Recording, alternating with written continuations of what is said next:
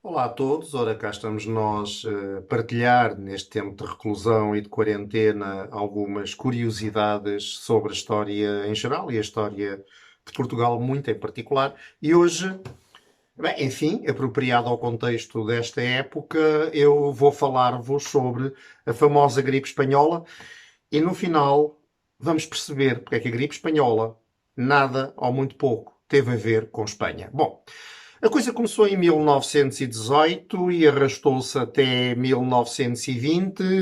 Nesses quase 2 anos, uma gripe fortíssima assolou a Europa, assolou todo o mundo e os dados são incertos, mas pensa-se que terá morto bem mais de 50 milhões de pessoas e chegou a afetar, inclusivamente, um quarto da população mundial.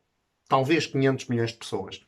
Esta gripe surgiu nas trincheiras da Primeira Guerra Mundial. Não se sabe muito bem a sua origem. Trazida por soldados americanos, talvez. Existiria já em algumas trincheiras insalubres da Primeira Guerra Mundial, talvez. O que é curioso agora referir é o seu nome.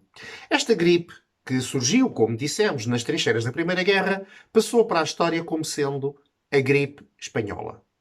Porquê espanhola? Bom, nessa altura, quase toda a Europa, como sabemos, 1918, estava ainda envolvida na Primeira Guerra Mundial e, naturalmente, esses países tinham os seus sistemas de censura. Em tempo de guerra, existe censura militar. E quando os primeiros casos começaram a surgir em França e na Inglaterra, entre os soldados aliados, sobretudo, a censura militar impedia que essas notícias saíssem. Ou seja, para os jornais portugueses, franceses, ingleses, americanos, alemães, austríacos, não havia nenhuma doença. Porém, Espanha era um país neutro e, como tal, não tinha censura militar. E quando os primeiros casos chegaram à Espanha, os espanhóis noticiaram-nos livremente.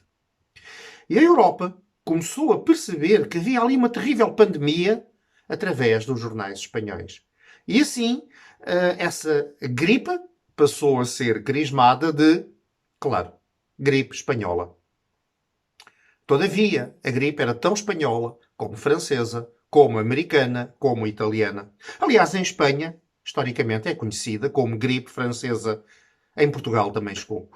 Pensa-se que dizimou mais de 100 mil portugueses. Os números são incertos. Entre eles, o grande pintor modernista Amadeu de Sousa Cardoso.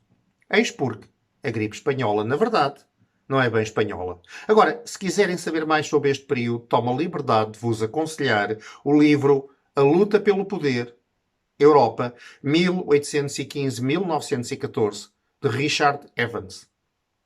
É tudo por hoje. Fiquem bem.